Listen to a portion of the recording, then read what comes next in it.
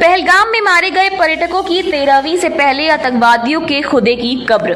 भाजपा नेता व ब्लॉक प्रमुख प्रतिनिधि राजीव सिंह उर्फ बच्ची ठाकुर ने की प्रेस वार्ता। भारत के भय से भिखारी देश रहा कांप और सेना देश छोड़कर रही भाग।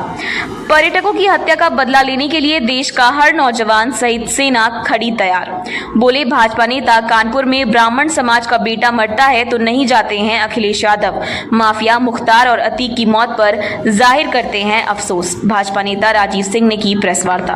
आपको पहले जानकारी इस बात की होनी चाहिए कि ये हमले जब से भारत में योगी जी के नेतृत्व में सरकार बनी है तब से उससे पहले लगातार समय क्रमबद्ध ढंग से कई बार जो है हमले हुआ करते थे। आतंकवादी आते थे, विस्फोट करते थे, कश्मीर में अशांति फैलाने का काम करते थे। जब से माननीय मोदी जी के सरकार, केंद्र सरकार बनी है, तब से आप देखिए कि ये विस्फोट वाले काम, ये आतंकवादियों की कमर तोड़ने का काम किया है। लेकिन समयबद्ध रहते हुए बीच बीच में चुरा छुपा के किस तरीके से ये अंदर आ जाते हैं, ये इस पे थोड़ा सा जो है हम लोग चिंतित हैं और समझ नहीं पाए। लेकिन ये जो कृत्य लगातार बीच में पीछे 4 वर्ष देखने को मिल रहे हैं कि एक हुआ था तो स्ट्राइक हुई थी, अब की बार ये घुस के आए। इन्होंने निर्दोष लोगों, पर्यटक जो हमारे आवाज घूमने गए थे पर्यटक लोग, और वहां पे निर्दोष लोगों की जो हत्याएं की है, ये बड़ा निंदनीय है। और इसकी इतनी भरसक पूरे प्रदेश, देश और विदेशों में भी बड़ी निंदा हुई है।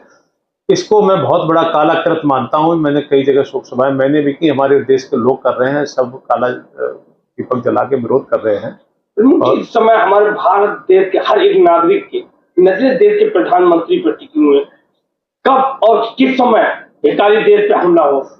देखिए, ये चूंकि युद्ध की बात है, ये मान लीजिए कि युद्ध लगभग तय हो गया है। और तय हो गया है, युद्ध जब लड़ा जाता है तो बड़े विचारणी, बड़े ढंग से और योजनाबद्ध ढंग से, और उसकी समय समय पर भी चर्चाएं आ रही हैं कि वहाँ हजारों पाकिस्तानी सैनिक इस्तीफा देके घर भाग गए। अधिकारियों ने वहाँ अपने बच्चे पाकिस्तान से निकाल के दूसरे देशों में भेज दिए। उनके डर और भय का माहौल है। ये आपको मैं विश्वास दिलाता हूँ कि हो सकता है कि जो हमारे मारे हुए लोग, जो निर्दोष लोग मारे गए हैं, उनकी 13वीं से पहले हो सकता है कि उनकी कब्र खोदने का काम भारत सरकार, मोदी जी के नेतृत्व में हो जाएगा।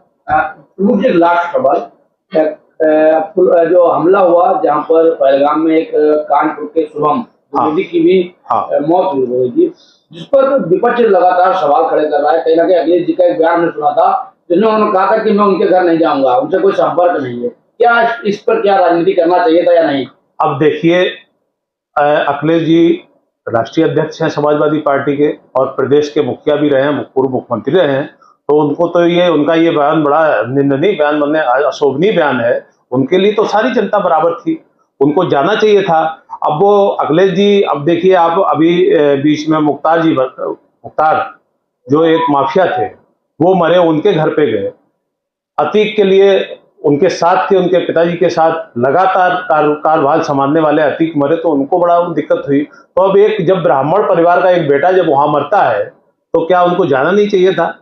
क्या ब्राह्मणों ने उनको वोट नहीं दिए थे? क्या मुख्यमंत्री वो ऐसे उनके बन गए थे? तो ये उनकी सोच, छोटी सोच है और उनको जाना चाहिए था। ये उनकी बड़ी भूल है और इस पे मैं ज्यादा ना कहते हुए ये यही कहूंगा कि ये राष्ट्रीय अध्यक्ष जी का ये गलत तरीका है।